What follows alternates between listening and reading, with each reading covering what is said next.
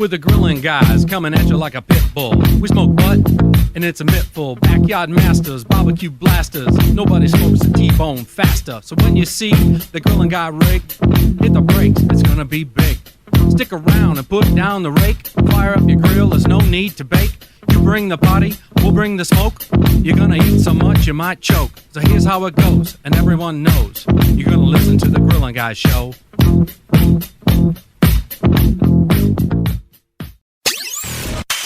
It's time to fire it up. Why you gotta make me feel inferior? Because I'm on the grill, B. From the chop Food for action. to the gear It's 122,000 BTUs of charred broiling power. to the drinks. Drink some beers. These guys have you covered. We're just kicking back out here, just having a barbecue. This is the Grilling Guy. It's the Grilling Guys on the Grilling Guys Talk Network. Got a little frog in my throat, man. This hot weather and going in and out of air conditioning and things like that, it's really got me a little Sexy. yeah, I guess maybe I'll go with that. We'll go with sexy. Wow. But I'm Conrad sexy just Jop, came and out. that's Bob. What was that? Conrad just came out on air. Yeah, right. Oh, hell. I know we've been fighting it for a while. Welcome. Thanks for joining us to this really weird show. Right. That's revealing more than just recipes, Right. apparently. Yeah, thanks. Thanks for joining the smokiest and strangest show on the airwaves. We have a wonderful celebration coming up for our country. That's and right. Independence Day. We're going to give you just a couple of ideas as to maybe a way to make your independence celebration different. So I'm going to get the heavy lifting out of the way first, and it's sanitary and be careful in this heat, because I think that a lot of things can go bad in a hurry if you've got raw product out by your grill and you're getting ready to prepare it and it's sitting in 90 to 95 degree heat. And it's not so much the product, it's what's left behind that always causes the problem. And if you, like, I know that I'll season my, let's use skinless, boneless chicken thighs. Love them, cook them almost every week. Going to buy some right after this. Yeah, there you go. So, but, you know, you take those things out. They got a little bit of fat on them. A lot of times I'll just trim some of that off. There's just too much on it. And then they're sitting on the cutting board. I season them, and then I light the grill and get it hot. If it's charcoal, that's 15, 20 minutes. If it's, gas, it might be 3 or 4 or 5 minutes. But the point is that in this heat, that bacteria can grow quickly. And it's not about the chicken, because you're going to put that on the grill and it's going to get cooked, and any bacteria will get cooked, and you don't have to worry about it. But it's on the cutting board and it's on your tongs. And if you're using the same tongs that you put it on the grill with later in the cook, there's still bacteria on the ends of those tongs because they aren't cooked, but the chicken is, and now you're putting that back on your chicken. And if you're doing it right when you take it off, it can get dicey. And there's your morning thought. Right. Chicken juice. Right. But I just think that be careful out there. This is the 4th of You're opening July. up a can of worms as well as a bag of chicken. Right. Exactly. So I have switched over to all wooden cutting boards because I've noticed plenty of, let's say, informationals about the plastics that actually get cut up on a cutting board and end up in your meat. Okay. And so, if your knives are sharp, I could see that happening. oh, it does, yeah. And you look at your plastic cutting boards, and there's tons of little pebbles all on top, and they're Yep. just waiting to jump off on the next piece you cut. Right.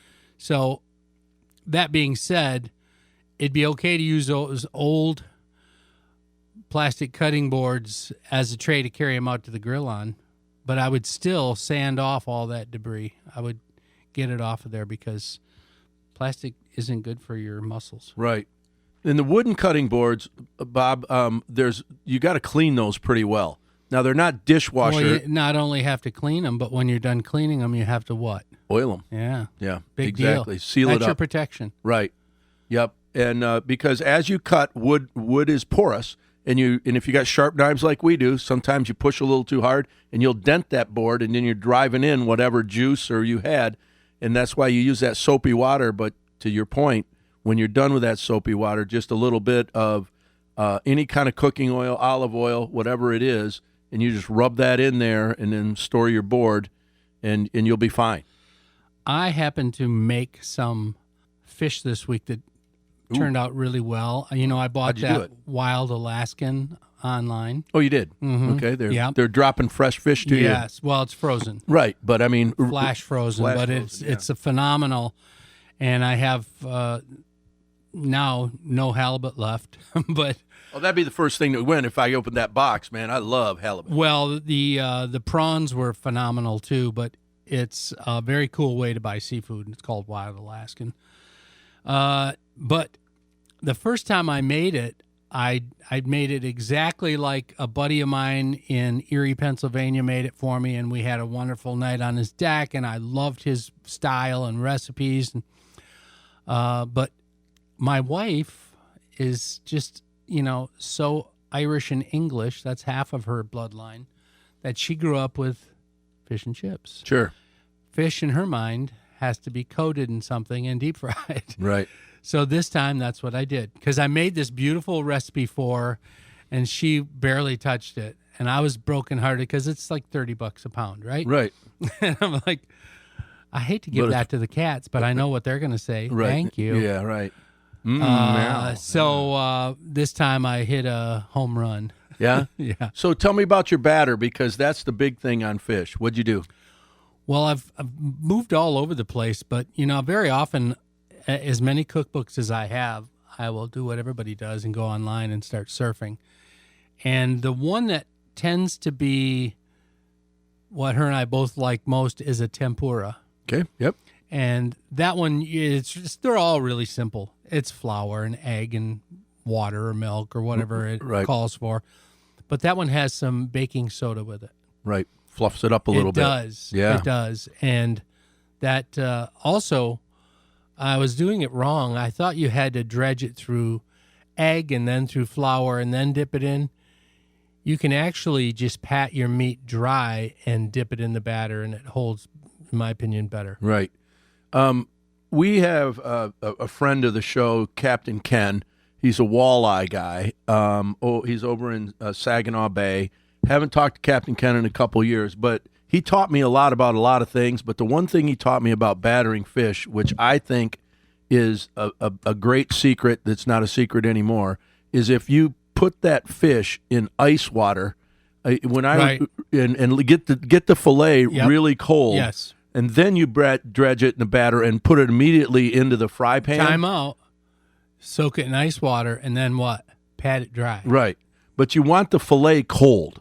That's where I'm at, because that cold fish with the batter hitting the hot oil makes that batter crisp up.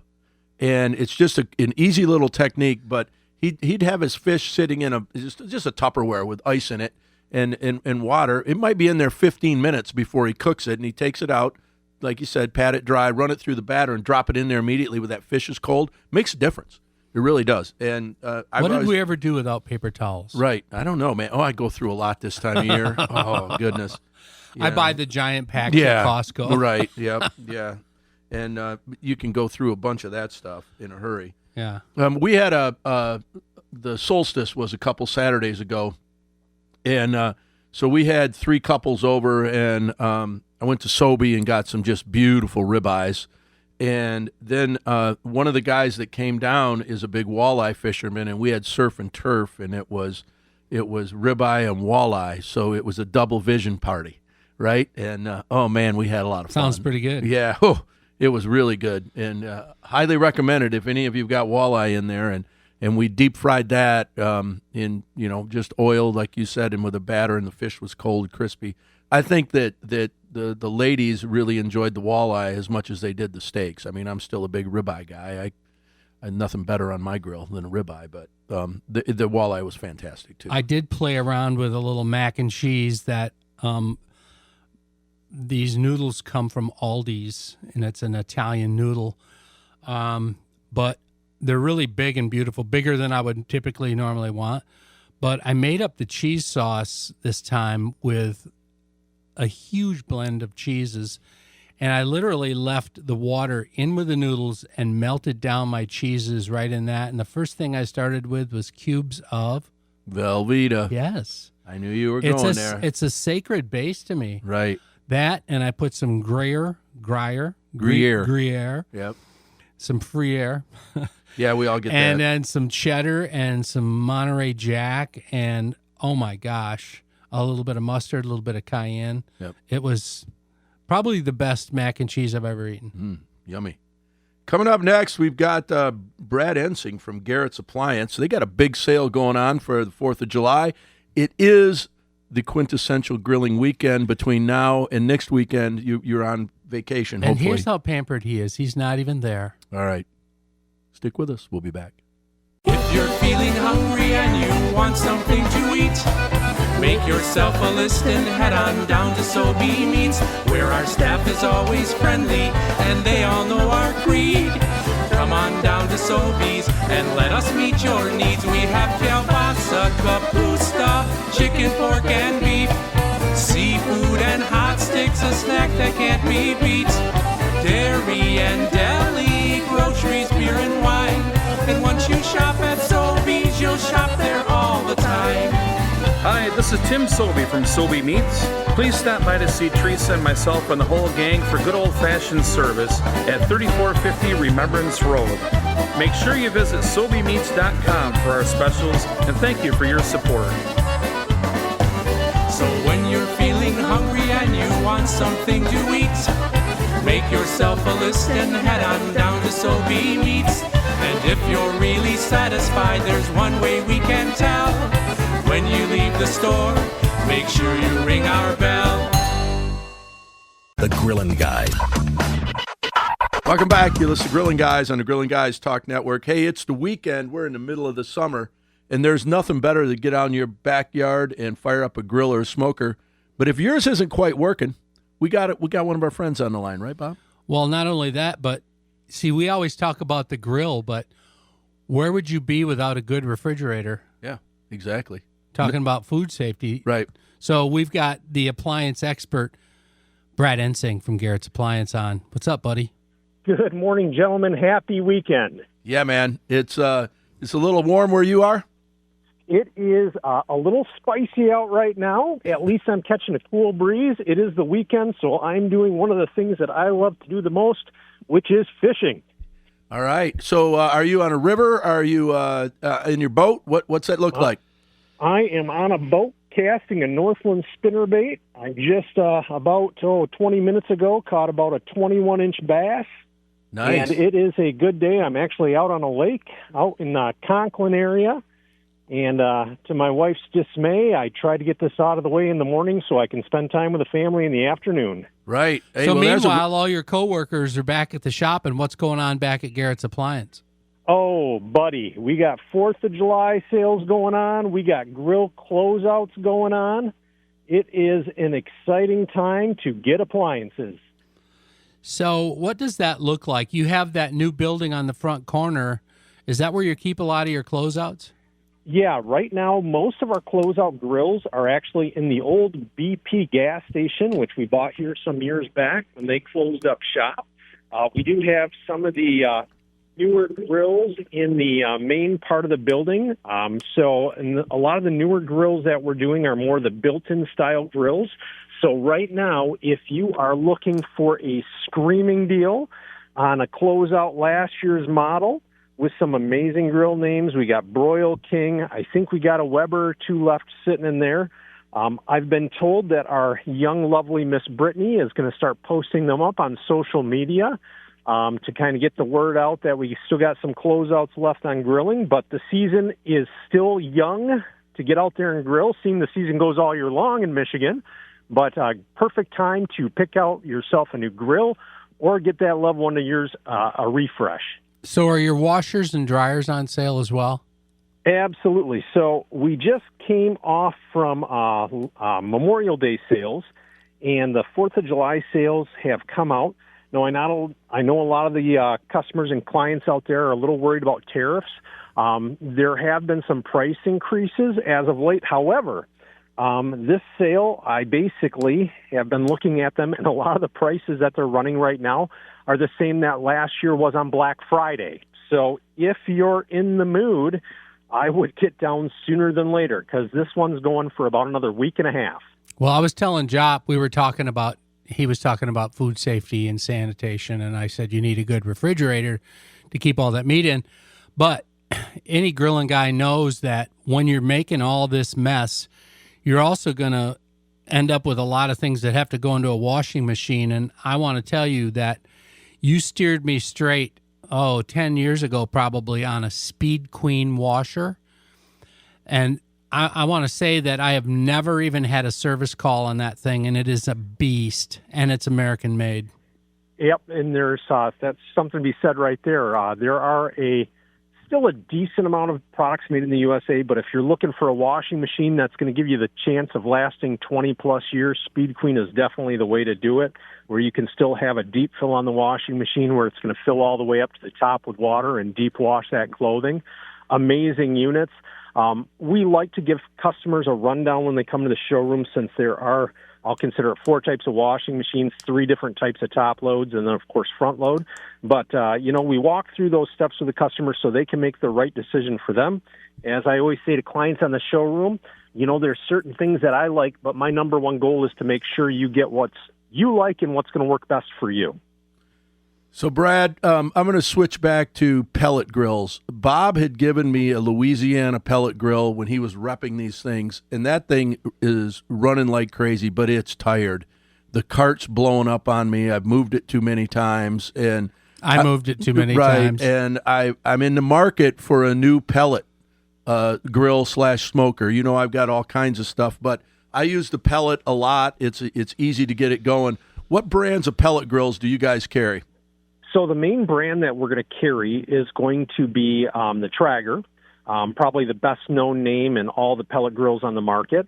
And then we do have some newer units. They're a little bit on the pricier side by a company called Coyote, that they actually make built-in pellet grills in 30 and 30-inch, big stainless steel, beefy things. And those actually can be built into cabinets.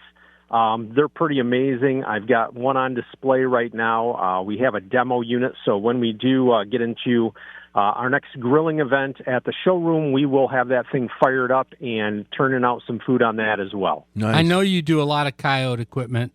I had a good friend recently call me and ask me, he wants to buy a flat top. And Correct. I said, well, they make one. Try and find one with a nice coating on the griddle like porcelain instead of just the mild steel. Yeah, so on the Coyote, they actually are going to have a stainless top, and then on top of that, they are going to they're going to make a built-in unit. So it's not like your Blackstone type unit that's a cast iron top. They actually have a built-in unit that can be built into the cabinets again, access doors down below it, for that connoisseur that's building that, once-in-a-lifetime outdoor kitchen and wants to spare no expense because he's going to leave it in there for 25 years. So you're saying they have Coyote has a portable as well with a stainless top? Nope. Theirs is a built-in unit, no portable. Oh, okay. So what is not a freestanding unit. It's going to be built into the cabinet. But do you have a flat top with any kind of a surface that's not going to rust so bad as a Blackstone? Yeah, so we also carry a brand by the name of Pit Boss, and they make, I believe it's 3 different sizes, 2 burners up to 4 burners, so a 2, 3, and 4 burner that has a non-stick surface top. The actual top can be removed right from the unit, and it, of course, is on, a cart, so it can be moved around as well. It's a heavy bugger. It's built quality. Wow, that's cool. Yeah, I was up a Memorial Day weekend, and I cooked on a Pit Boss. One of the guys where I was at had it, and he had a pellet grill. You carry Pit Boss pellet grills, too? We do. We tend not to stock as much of them. I believe I have maybe 3 or 4 of them in stock right now, but it is something we can order in if needs be. Yeah, great. I was impressed with the unit. They're pretty solid. Right, it was, and he had a stack smoker beside it too, like a box smoker, and we were cooking for 25 people. So he had like 16 sets of ribs that when we got them done, we were just keeping them warm. And that other one it was a cool unit, really cool unit. So sounds like production. Yeah. Bradley, you go catch some more fish and make sure you text your friends at work and tell them you're sorry you missed them. Yeah. Yeah. I'll get right on top of that. I might send you a photo of the latest catch here. It was a beauty, and I hope you guys have some good grilling this weekend, and we'll talk to you soon. Just post it on the Grilling Guys Facebook page. That'd be good enough. Yeah, right. You got it. I'll send it to you because I don't think you can. I can post on there. I've tried before, but I'll send it to you, and you can throw up a photo. Cool. All right, guys. We'll catch you soon. That's Brad Ensing from Geritt's Appliances, and he is getting a fish on. Yeah. He's a great guy. Super knowledgeable. We didn't even touch upon his Fish foraging. is way too much. Right. Coming up next, Independence Day is upon us, and we're going to talk about some really cool food for your get-together. You're listening to Grilling Guys. Stick with us. We'll be back. Thank you, Brad. He's gone. He's fishing. Yeah. Fenn Valley Vineyards, located on the shores of Lake Michigan in Fennville, Michigan, 45 minutes south of Grand Rapids. It's one of the most beautiful, most picturesque vineyards in North America. This family's been making wine for over 40 years. You have to bring your friends and family to the tasting room and experience pure Michigan wine. Fenn Valley Vineyards. Hi, this is Andy Havmeyer, operating owner of Hall Street Bakery, where we're more than just pastries. Join us for happy hour Monday through Saturday from 4 to 7 with 30% off brick oven pizzas and $1 off beer and wine. Enjoy your meal and drinks on our large outdoor patio or even take your pizzas to go. Happy hour deals also available at our sister location, Wealthy Street Bakery, which is on the corner of Wealthy and Union. Check out our menus online at wealthystreetbakery.com and also at hallstreetbakery.com. And now, back to the Grillin' Guys show. With the Grillin' Guys coming at you like a pit bull. We smoke butt, and it's a mittful. Shooting sauce on ribs is what men do.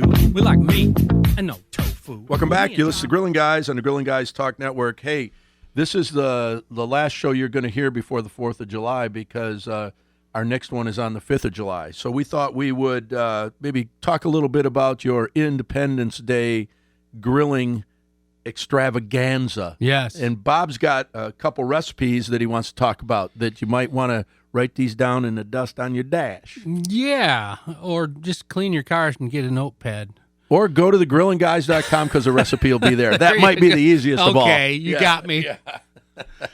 Yeah. This one I'm kind of proud of because I used to have the feeling that I had to invent every recipe I used, and I worked really hard on finding something that used turkey as, kind of our national bird, really, as the main ingredient for a burger. And always trying to find healthy things, yada, yada. And, of course, I was trying to pull in Old World Olive Company and all these things. And this one actually worked out. The ones that taste like crap are not on our menu. But we ate them anyway. Yeah, we have a colander, and if they don't fall through, those are the ones we keep, right? That's right. Yeah. But this one we call the Independence Burger, and it's using ground turkey, and you'll find it on the grillinguys.com. If you look at the search bar at the top and just punch in Independence, it's the first thing that'll come up. But it uses ground turkey, and we used to have a connection with a lot of turkey people too, so that was kind of special. It uses the Randy's favorite blood orange EVO from Old World, and it uses a jalapeno balsamic, really finely chopped onions, and when you're doing a ground meat and you're going to put things like peppers and onions Especially poultry. Especially poultry, you got to chop those veggies, I think, really finely. What do you think? No, I agree with you. 100%. Otherwise, they make it fall apart. Right. And this is a burger. You don't want it to fall apart until you're chewing it. So, and then it's going to also have some shredded pepper jack and some... Well, that's glue. It is. Yeah. That was the intent. That was absolutely the intent. But the flavor comes out just really good. Sometimes you pull a rabbit out of your hat, and this was, I think, one of those. Anyway, you'll find it on thegrillinguys.com. You'll also find our sponsors. And I think last week we had Hunter's Blend Coffee on there. And if you want to try a really good coffee that is honestly sourced and I think the company is owned by a bunch of sportsmen and patriots and people that just love their country.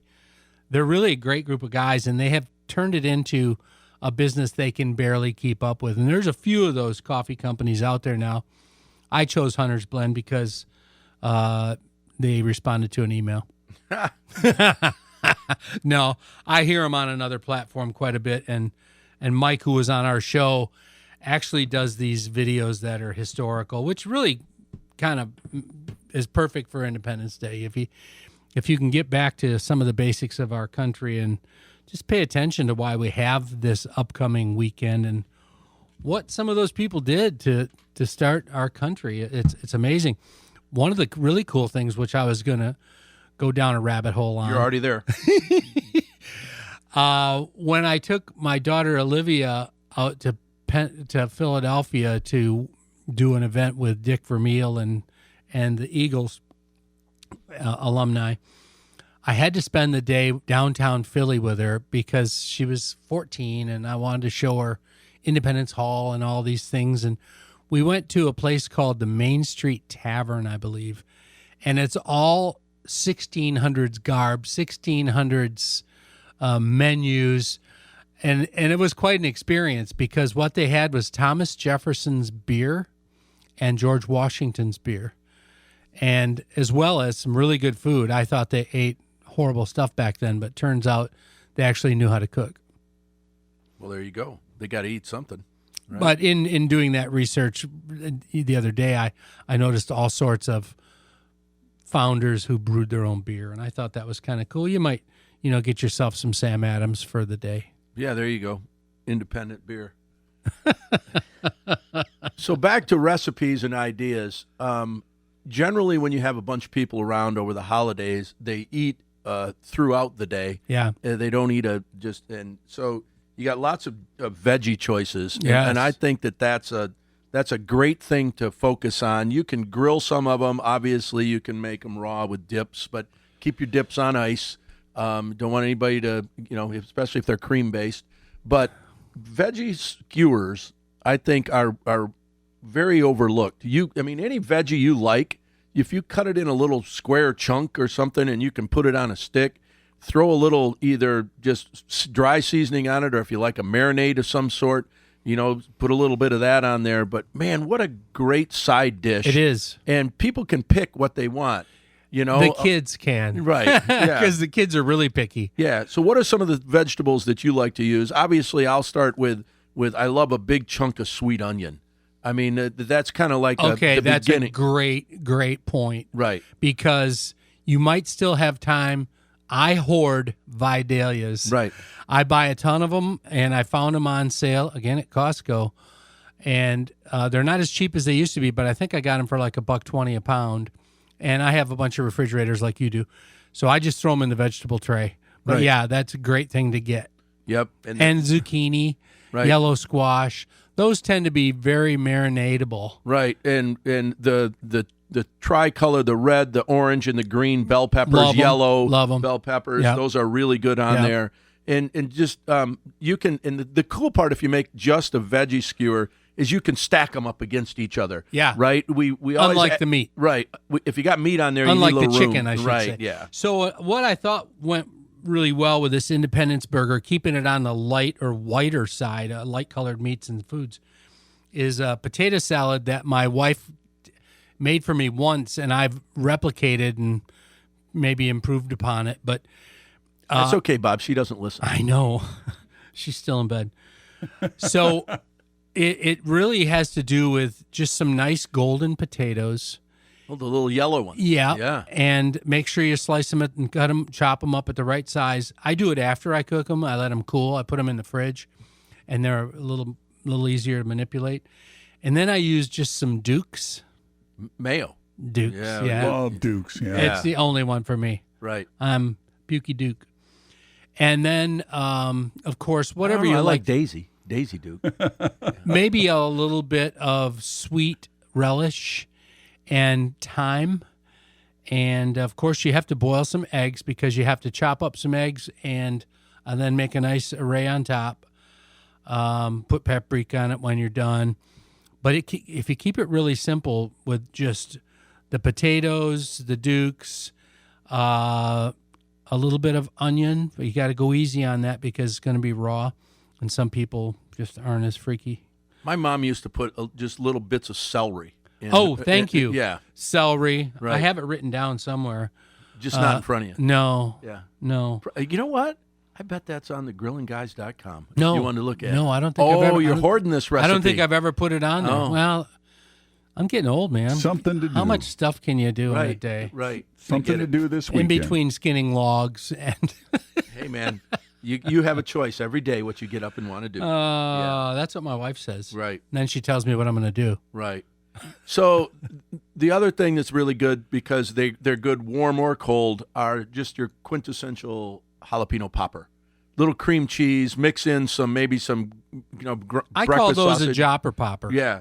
And whatever you like. I put a little fruit in them, I boat them, right? Cut them lengthways, get the membrane and the seeds out of there. What is it called, Bob? Placental Thank fiber. You. Yes. Oh. So anyway, put a little cream cheese, and I take crushed pineapple sometimes just to give it a little different flavor.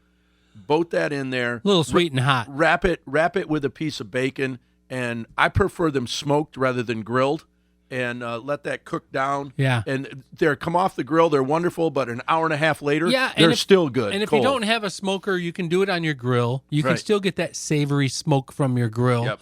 Just move them off and do it indirect, and then run them over to the side to tighten up that bacon at the very end. Yeah. Coming up next, it's the finger food for the 4th. Say that 3 times fast after you've had a craft beer. You're listening to Grilling Guys. Stick with us. We'll be back. Barbecue Bob for Geritt's Appliance. Lots of folks are remodeling, and if you are, you owe it to yourself to go to Geritt's Appliance. They made my kitchen the perfect example of elegant and functional. Visit either location, 29th Street in Kentwood or 28th Street in Wyoming. Geritt's Appliance also has a super lineup of patio kitchen equipment, and you can count on their design team for a perfect outdoor grilling area. Visit GerrittsAppliances.com. That's GerrittsAppliances.com. Got to feed that boy. You are getting your man card pulled. Ladies and gentlemen, the Grillin' Guys. I am a guy and I like fire. The Grillin' Guys. Welcome back. You listen to Grilling Guys on the Grilling Guys Talk Network. We're talking all about the 4th of July parties.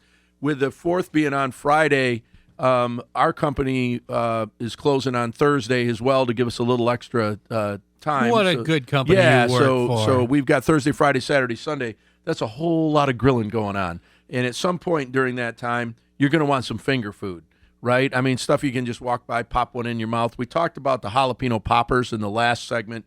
Those are great finger food because, once again, I think they're good, really good, hot off the grill or smoker. But if they sit on a plate for an hour and they're at room temperature, you're not going to lose anything because it's all cooked. But you want to, they're just good to eat at room temperature too. I enjoy those no matter what temperature they are. But what are you thinking, Bob? I see, wings are easy for the 4th of July. Those two can be kept around. Yeah, don't understate wings because everybody likes them. You look at like any event you go to now, and there's a bunch of wings, and the people are piling through them. So know your audience when you're doing those because everybody has a certain style they like, and it's your wife that you got to make happy. Yeah, so I'm going to go down a little bunny trail with that because on next weekend when you're listening to the show, the 5th, I have a catering gig in Grand Haven for a guy that throws a monster 4th of July party at his man cave barn. Okay, and he ordered 1,000 chicken wings from me for this party.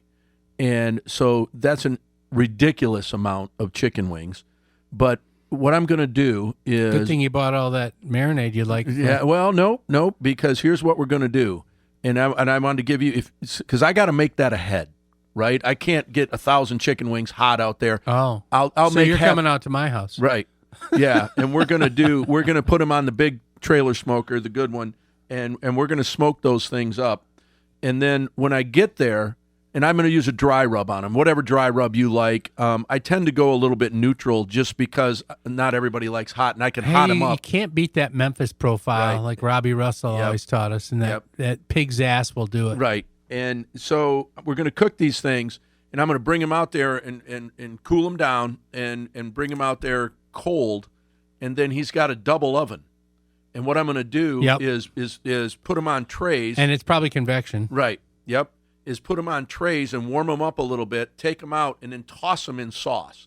And I'm going to do a quintessential buffalo sauce. I'm going to do a garlic parm. I'm going to do a sweet sauce, and then I'll put some heat on them. Yep. So I'll have 4 sauces. So one thing you could also do is you take them out of there and you could throw them in a colander. Yeah. And just dip it on it and hold that salt because you want to reclaim as much of that sauce as you can because it's all money. Right. And that would be great. What I thought I would do is bring 4 plastic bowls and have one for each flavor, and then throw in like 30 wings in there, toss them, throw them on a baking pan, and throw them in that convection oven. Oh, you're going to put them back in the oven? Yeah. After They get sauced, to tacky it up a little bit and make sure they're hot. Use parchment paper. Yeah. Oh, yeah. Yep. On that. But anyway, so I've got to bring all these wings. There's no way on earth I can keep them all hot. Right. And get them all cooked at that time. So, but you can do that. And I'm not freezing them. I'm just going to cool them down. I'm going to cool them for the night. Cool them for the night and take them out there in a dry cooler with ice in it to keep them cold, right? And then it'll be good. We'll pull them out of there and cook them up. And after I get the first ones done, that's a grazing thing. People get there about 6. Fireworks are at like 10:30 at night, so they graze all evening. So I don't need all 1,000 of them ready at one time, right? So we're going to do it that way. Get there just a couple an idea. hours early. Yeah. Yep. Because they'll be all cooked and they'll be cooled down. They'll be in coolers. I just pull them out, we reheat them, and we're good to go. But they're ready to eat when I cooled them down. So I don't really want to cook them. All I want to do is warm them back up. And you'll make have that to keep sauce up a with the little crowd. That'll be the key. Yeah. Yep. Hopefully those ovens are convection. The parchment paper is a big deal for your cleanup afterwards. Right. It's Huge. not because I love parchment paper. Right. It's because it's another trick my wife taught me in that because the cleanup is what stinks. Oh, yeah. Yeah. And those aluminum pans, do you have enough sheets to? Yeah, I got 8 of them. Oh, and okay. We rotate them through. And, Okay. And Lisa goes with me, and she's kind of the sous chef, and she'll prep them all, and we'll monitor what flavors are going more and, adjust accordingly. Good for you. But, yeah, it's a little bit of a big gig, but it should be a lot of fun. So another thing I found interesting and I've done before is grilled bruschetta. And my wife, again, it's my wife's day, loves bruschetta. Right. So I'll get some focaccia. Okay. And I'll slice it on a diagonal, thin thin slices. slices. Comes great from Wealthy Bakery. They make a great focaccia there. And then I'll brush a little bit of EVO on it, and I'll lightly throw them on the grill. Mm-hmm. Not for too long, because I don't want them to be hard, right? Some grill marks. It's kind of a trick. And have your, well, there's actually, I found this online too. This looked really cool. This was a grilled nectarine and cheese crostini. And I would like to say that these same breads can be used for either this or the bruschetta. Right. And when you'll find for finger food, when you put out little breadies, chicks go nuts. Yeah. Well, especially with good stuff on top of Yeah. them. And bruschetta, what are you going to put on top? So for the bruschetta, it's a real simple. It's EVO, tomato, balsamic, and basil, fresh chopped basil. But for these grilled nectarine, and I love nectarines, we eat a bunch of them, and it's a wonderful thing to grill. You just cut them in slices, leave the skin on, and lightly put them on the grill. You're going to probably want to brush a little EVO on them before you put them on the grill so they don't stick. But then you get these baguettes, you grill them, and then you're going to get like some fresh goat cheese and a little basil leaf and make up, put that goat cheese down, put your nectarines down, put the basil on, and drizzle maybe a little balsamic or reduction on top of it. It's a wonderful combination. I've never had this particular one, but I'm a big goat cheese fan. Yep. Little tangy. Yeah. That's cool. That's sweet and tangy, Yeah, and then the that's balsamic on that's there the kind deal. of brings it all together. That's really good. And that's not that hard. That sounds a little gourmet. No, it's not. It's not. That's why I like it. It's It's simple like I me. would say my only tip on that is don't cut the nectarine slices too small because No. you don't want them falling through your No, grill. you want them. That's a good point. And that wide end of the wedge should be around an inch and a quarter. Yep. So one nectarine's going to give you like probably 8 wedges. Right. Yep. No wedgies. No wedgies on your nectarine. But those little things when you use breads like that, Yeah. I mean, and you're a guy who loves presentation. When you bring out a platter of those, you're going to hear the women swoon, and it's not for you. They're going to look at your bread. Yeah. Yeah, you get a lot of oohs and ahs, and personally, I think bruschetta it's addicting. Right. There's a restaurant, a favorite Italian place my wife and I have, and we will just go in and get a glass of wine and bruschetta. Right. Yeah. Speaking of making the Bet they women love you when you come through the door. Well, Right? you still leave a big tip. Right. Yeah. Speaking of making the women swoon, I was our pool's open. I've swam in it twice. Is all. I'm not a big pool guy. I do it for other people. But the other day I jumped in, and when I got out, your suit kind of clings to you. My wife's comment is, "You don't have a butt anymore," and I'm like, No. Thank you. "Where'd that come from, honey?" We lose Thanks, that honey. in the 50s. Now, if you would have said to her, "You don't have a waist anymore," how would that have gone? Oh, I had a duck because I'd be looking for Here the right comes cross. the Lodge skillet. Right, yeah, exactly. No, so I was like, well, okay, I got that going for me. I guess I can still cook if that's, Well, Do you use the pizza oven when it's so hot out? Oh, yeah, absolutely. Absolutely. That'll be big next weekend. We're actually having Saturday, we have a pizza party, and I'm just going to be making pizzas. Were you invited to that, Conrad? No, not yet. Yeah, I think we I from saw today. the invite either. Oh, Yeah. okay. All right. Well, it's a good thing. You want to give your address out over the Well, air, too? sure, yeah. Yep, I'm in 1091 Cumberland Drive. Oh, come on. Oh, you are a sow. But anyway, hey, if you're planning your cookout for 4th of July, just be careful. Keep things clean. Keep cold things cold. Keep hot things hot, and everybody will have a great time. Don't set your potato salad in the sun.